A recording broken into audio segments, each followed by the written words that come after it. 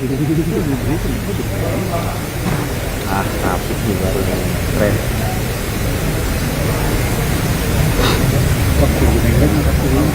Ya, polisi ini ya. Polisi ya. Ya pemirsa, mobil tahanan yang membawa dua tersangka kasus ijazah palsu Jokowi, Roy Suryo dan T. Fauzia Tiasuma telah tiba di kantor Kejaksaan Negeri Jakarta Selatan. Sebelumnya, Roy Suryo dan Dr. Tifa dibawa dari Polda Metro Jaya beberapa saat lalu.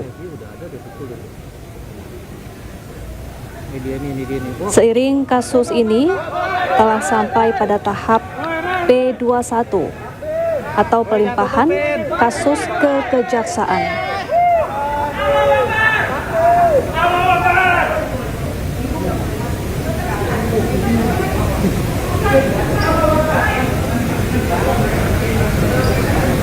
Ya pemirsa, sambil mengenakan rompi orange, Roy Suryo dan Dr. Tifa langsung masuk ke gedung Kejaksaan Negeri Jakarta Selatan.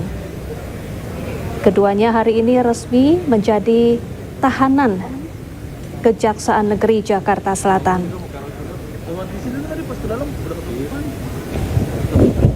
Kasus yang menjerat Roy Suryo dan Dr. Tifa, pemirsa, telah masuk ke dalam tahap P21, yang berarti berkas perkara hasil penyidikan di kepolisian telah dinyatakan lengkap oleh jaksa, baik secara formil maupun material. Artinya menurut jaksa, alat bukti dan hasil penyidikan sudah cukup untuk melanjutkan perkara ke tahap penuntutan. Selanjutnya, tim jaksa penuntut umum menyusun surat dakwaan dan melimpahkan perkara ke pengadilan untuk disidangkan.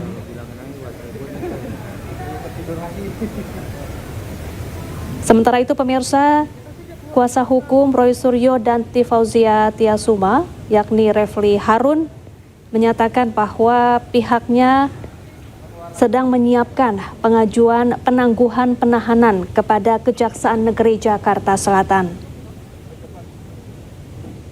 Pengajuan ini menyusul pelimpahan berkas perkara Roy dan Tifa sebagai tersangka dugaan pencemaran nama baik terkait tuduhan ijazah palsu kepada Presiden ke-7 RI Joko Widodo. Menurut Refli Harun, surat pengajuan penangguhan penahanan ini sudah disiapkan dan tinggal disampaikan kepada pihak Kejaksaan Negeri Jakarta Selatan. Menurut Refli Harun, Roy Suryo dan Dr. Tifa tidak akan melarikan diri dan akan mengikuti seluruh jalannya proses hukum perkara secara kooperatif.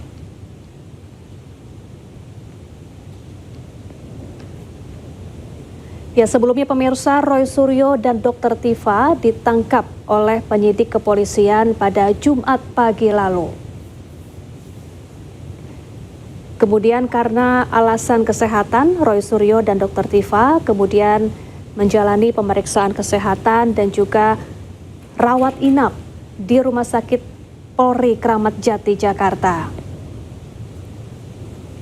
Kemudian usai dinyatakan cukup sehat secara fisik dan juga psikis, Roy Suryo dan Dr. Tifa kemudian dibawa dari Rumah Sakit Polri Kramat Jati ke Polda Metro Jaya pada Senin pagi tadi.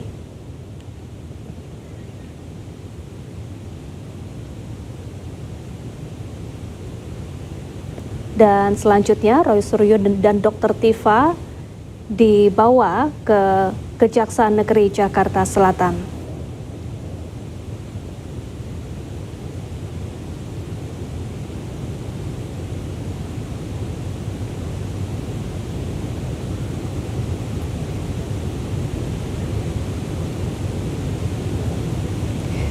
Dan pemirsa, sementara itu beberapa saat lalu Kepolisian Daerah Metro Jaya dalam konferensi persnya menegaskan bahwa semua proses hukum sudah dijalankan sesuai dengan peraturan perundang-undangan yang berlaku dan juga memastikan bahwa seluruh tahapan ini sudah sesuai dengan Kitab Undang-Undang Hukum Acara Pidana atau KUHAP. Polisi juga memastikan bahwa tidak ada intervensi dan tidak ada yang menghambat proses hukum di kepolisian. Polisi juga mengajak kepada seluruh masyarakat untuk menghormati proses hukum dan tidak menyebarkan berita bohong atau hoax. Dan hari ini, tanggung jawab kedua tersangka beserta barang bukti sudah menjadi tanggung jawab Kejaksaan Negeri Jakarta Selatan.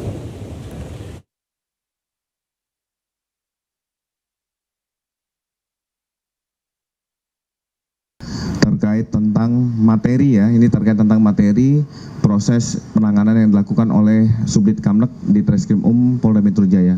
Silakan Pak Dir. Pertanyaannya luar biasa, tajam. Baik, terima kasih rekan-rekan sekalian. Sebagaimana tadi diinformasikan oleh Pak Kabid Humas bahwa hari ini kami melaksanakan pelimpahan tanggung jawab tersangka dan barang bukti atas dugaan tindak pidana pencemaran nama baik maupun dokumen elektronik yang mana tersangka atas nama RS dan TT hari ini kami limpahkan tanggung jawab tersangka dan barang bukti ke Kejati DKI Jakarta. Tadi ditanyakan terkait dengan penangkapan maupun penahanan ataupun pemanggilan. Semua prosedur hukum yang diatur di dalam Kitab Undang-Undang Hukum Acara Pidana tentunya menjadi pedoman kami di dalam melaksanakan proses penyidikan terhadap perkara dimaksud. Jadi kami pastikan bahwa seluruh tahapan yang dilakukan oleh penyidik di Treskrim Polda Metro Jaya sudah sesuai dengan prosedur KUHAP. Kemudian yang kedua, intervensi. Kalau intervensi, saya kira lebih tepatnya ke mencoba menghalang-halangi atau mengganggu atau menghambat proses penyidikan ya. Karena upaya-upaya untuk supaya penyidikan ini terhambat atau penyidikan ini mengalami gangguan, ya tentunya penyidik tetap kita hadapi dengan bijak, kita hadapi dengan prosedur yang kita tempuh sesuai dengan KUHAP. Ya kalau adanya upaya-upaya atau mungkin sebagaimana teman-teman ketahui atau lihat ada yang mantan pejabat yang masih merasa menjadi pejabat dan lain-lain, kami tetap berpedoman pada KUHAP yang mengatur di dalam proses penyidikan ini. Saya mengajak, mari kita sama-sama seluruh elemen untuk memberikan edukasi kepada masyarakat bagaimana cara berhukum yang benar dan baik. Bagaimana cara berhukum yang sesuai dengan norma-norma yang sudah diatur di dalam Kitab Undang-Undang Hukum Acara Pidana.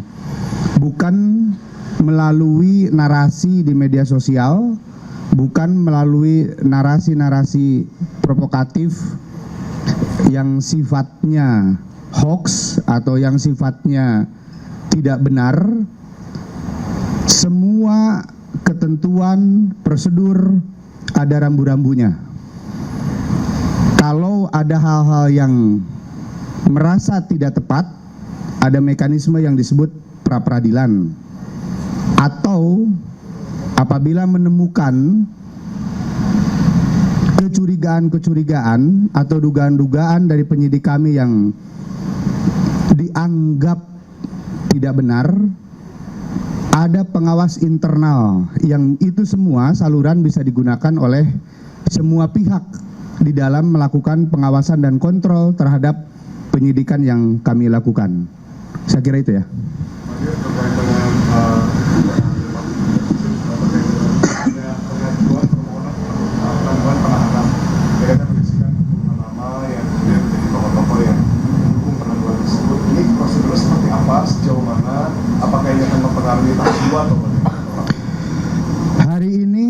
tanggung jawab tersangka dan barang bukti sudah menjadi tanggung jawab dari pihak jaksa penuntut umum. Jadi prosedurnya silahkan diajukan ke Kejaksaan Tinggi DKI. Oke. Ya.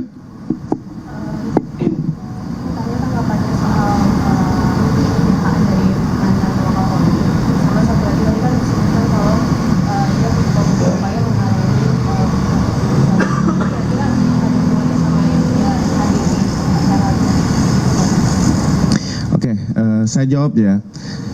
Jadi baik tentang adanya statement atau pernyataan dari mantan pejabat Polri, kami perlu sampaikan bahwa Polri ini anti kritik. Polri tidak alergi dengan adanya kritik, saran, dan masukan. Kami berterima kasih dengan beliau yang sudah memberikan masukan. Tetapi perlu kami luruskan kepada publik. Yang pertama, upaya paksa yang dilakukan oleh penyidik itu merupakan suatu rangkaian proses hukum dan ini dapat dipertanggungjawabkan. Termasuk kami ingin meluruskan kepada masyarakat sekalian bahwa terhadap orang yang akan dilakukan penahanan, kewajiban dari penyidik adalah melakukan pemeriksaan fisik dan psikis kepada tersangka yang akan dilakukan penahanan. Apakah yang bersangkutan memiliki penyakit bawaan atau memiliki penyakit menular? Karena ini kan akan bergabung dengan tahanan lain. Untuk dilakukan pemeriksaan kesehatan tersebut di Rumah Sakit Polri Kramat Jati, kita pasti sudah mengetahui bahwa Rumah Sakit Polri Kramat Jati memiliki dokter perlengkapan yang lebih dibandingkan dokes yang ada, sehingga ini memberi ruang penyidik menghormati hak asasi manusia, termasuk yang disampaikan bahwa ada kezoliman. Kami luruskan bahwa dengan memberikan perawatan ditemukan adanya penyakit bawaan dari 2 orang tersangka. Ini dilakukan perawatan secara medis, ini sebagai syarat bahwa Polri itu menjunjung tinggi hak asasi manusia. Termasuk terhadap salah satu tersangka diberikan ruang pada saat melaksanakan ujian. Mungkin teman-teman sudah melihat ada dokumentasi yang sudah naik di media sosial maupun televisi, diberi ruang kesempatan untuk melaksanakan ujian. Jadi saat proses pengobatan yang bersangkutan di Rumah Sakit Polri, ini juga diberi ruang bagi keluarga, tim kuasa hukum, termasuk simpatisan tadi. Yang Mbak tanyakan itu merupakan bagian dari simpatisan. Ini diberi ruang untuk bisa membesuk 2 orang tersangka tersebut. Dan itu sebenarnya langkah-langkah penghormatan terhadap kemanusiaan yang dilakukan. Jadi kami meluruskan, ada tokoh yang menyatakan kezoliman, coba Bapak bisa melihat lagi apa langkah-langkah dilakukan. Jadi memang kalau dalam upaya hukum, kami tekankan sekali lagi, ini bukan terhadap personal, bukan terhadap profesi, bukan terhadap ketokohan, tetapi terkait tentang laporan seseorang warga masyarakat, dilengkapi dengan alat-alat bukti, keterangan saksi, ahli, dan lain-lain, sehingga ditetapkanlah sebagai tersangka. Jadi proses itu yang harus kita sama-sama mengedukasi. Makanya kami mau menyampaikan ke Bapak yang tersebut, untuk bijaklah secara hukum, jangan membuat suatu statement, pernyataan-pernyataan yang membuat publik ragu. Harusnya dengan beliau yang memiliki kemampuan, apalagi untuk kemarin kita dengar bersama-sama dinyatakan bahwa 2 orang tersangka itu sehat. Yang bisa membuktikan yang bersangkutan sehat itu adalah orang-orang yang expert in area, orang-orang yang memiliki keahlian di bidangnya, yaitu apa? Dokter. Ya.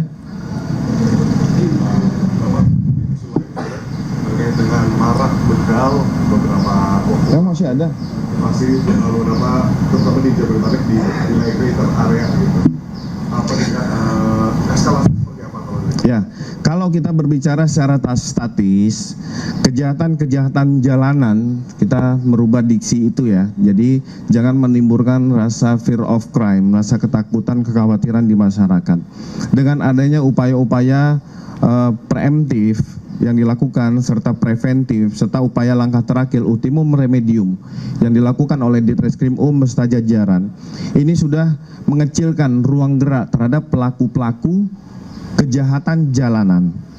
Mungkin rekan-rekan bisa melihat, masyarakat juga bisa menilai bagaimana tingkat patroli yang dilakukan, bagaimana mengaktifkan kembali siskambling, pos-pos kambling, termasuk ini juga memberikan edukasi dan literasi kepada masyarakat bahwa pemerintah, kepolisian dalam hal ini hadir untuk memberikan rasa aman dan nyaman kepada masyarakat. Apabila sudah terjadi peristiwa pidana tersebut, Polda Metro Jaya, khususnya Ditreskrim Polda Metro Jaya juga hadir melakukan pengungkapan. Lihat beberapa hal terjadi yang termasuk viral maupun tidak viral, ini secara cepat dilakukan pengungkapan oleh Ditreskrim. Ya pemirsa, Breaking News akan kembali sesaat lagi. Tetaplah bersama kami.